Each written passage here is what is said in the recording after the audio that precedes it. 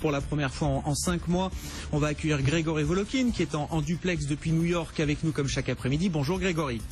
Bonjour Grégory. Le président de Mescard Financial Services et une invitée qui nous accompagne tout au long de cette première demi-heure, c'est Pascal Sévy. Bonjour Pascal. Bonjour Grégoire. Responsable du conseil en investissement de Pictet et compagnie. On a 5 séances de baisse derrière nous sur les actions européennes. On aura l'ouverture de Wall Street dans une demi-heure. A priori, les indices futurs aux États-Unis nous montrent une légère progression des marchés américains et en Europe, on hésite, voire on recule encore légèrement puisque le CAC 40 cède encore 0,3% cet après-midi, 4356 points. Et puis Sophie Tussaud, évidemment, est avec nous pour nous accompagner tout au long de cette émission. Bonjour Sophie. Bonjour Grégoire. On reviendra avec vous dans un instant sur le dossier Hinkley Point et le feu vert du gouvernement britannique qui a été donné ce matin. Voilà pour les grandes informations clés aujourd'hui sur les marchés dans l'actualité économique. Je le disais, on vient d'avoir une batterie de statistiques aux États-Unis, Grégory.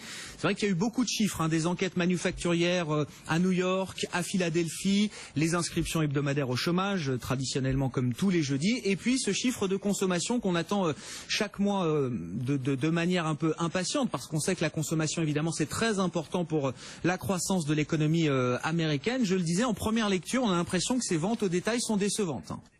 Oui, absolument. C'est toujours un chiffre difficile à analyser, parce que d'abord, le chiffre brut prend en compte les voitures, prend en compte le prix de l'essence à la pompe, et on sait que l'énergie était en baisse, et on attendait une baisse des ventes de voitures. Donc ce chiffre qui soit négatif, moins 0,1%, c'est pas du tout étonnant.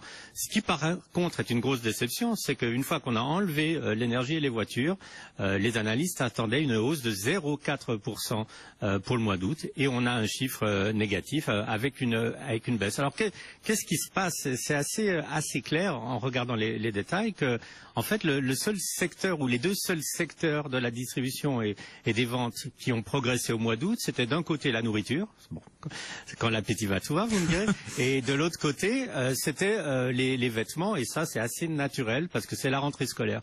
Mais tous les autres secteurs, que ça soit je sais pas l'électronique, que ça soit les matériaux de construction, et bien sûr on parlait avant des voitures, etc. Tous les autres secteurs étaient en baisse. Alors c'est un chiffre qui est quand même, je dirais pas forcément inquiétant, mais qui n'indique pas en tout cas une forte croissance sur la deuxième moitié de l'année aux États-Unis, mais plutôt une croissance entre 1,50 et 2% du produit national brut au maximum. Pascal Sévy, un mot sur la lecture compliquée de l'économie américaine et de l'état de santé de l'économie américaine. Là, on parle de la consommation, mais c'est pareil sur les enquêtes manufacturières. On l'a vu avec les derniers ISM. Là, on a des enquêtes régionales pour la fête de Philadelphie, la fête de New York.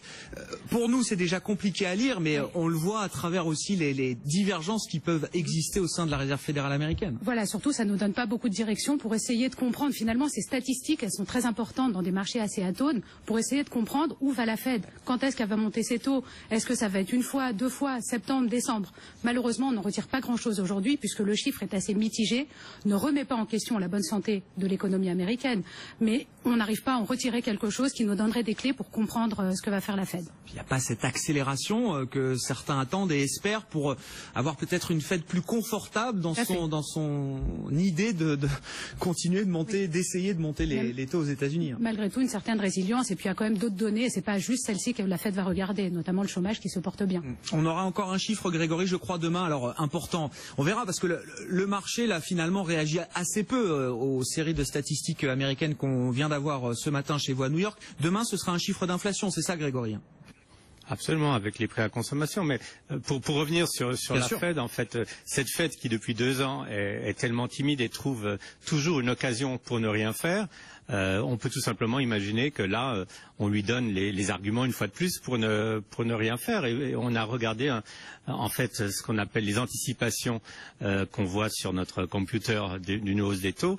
Elles sont entre 18 et 20% pour le mois de septembre, et elles sont descendues en dessous de 50% sur les futurs pour le mois de décembre. Donc ça serait, je dirais, une énorme surprise d'avoir une Fed active la semaine prochaine, et on va de plus en plus en fait même se se demander si la Fed fera quoi que ce soit cette année. C'est un problème en fait, puisqu'on veut toujours avoir des certitudes dans les marchés, et là on est face à une incertitude qui est quand même relativement importante. Oui, effectivement, réunion de la Réserve fédérale américaine, au cas où ça vous aurait échappé la semaine prochaine, avec la décision et la conférence de presse de Janet Yellen. Mercredi soir prochain pour nous à Paris, on fête un anniversaire. Je ne sais pas si c'est un anniversaire, on commémore la faillite de Lehman Brothers, Grégory. C'était il y a 8 ans, jour pour jour. Et d'ailleurs, c'est un dossier qui n'est pas encore complètement enterré du point de vue politique aux États-Unis, et on est en pleine campagne présidentielle. Ouais, je dirais pas qu'on le fait, parce que moi je me souviens être dans une salle de marché qui n'était pas la nôtre il y a 8 ans, et c'était la fin du monde, hein. C'était le ciel qui tombait sur la tête du milieu de la finance.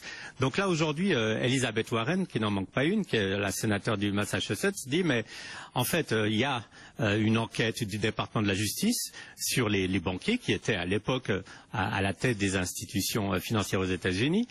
Cette enquête, elle est toujours ouverte, et puis en fait maintenant, en 8 ans, on n'a toujours pas eu un seul banquier inculpé, ce qui est vrai, et elle fait toute une liste, et dans cette liste, alors, il y a Rubin, qui était le secrétaire d'État au Trésor à l'époque, il y a Charles Prince, qui était le CEO de Citigroup, et ce que dit Elizabeth Warren, elle dit, département de la justice, faites quelque chose, vous vous êtes beaucoup occupé des affaires du serveur de Hillary Clinton, publiez en fait tout ce qu'on reproche à ces banquiers, et vous verrez qu'il y a assez de faits, non seulement pour les inculper, mais pour les envoyer en prison. Et il faut savoir que ça fait 8 ans, comme vous le disiez.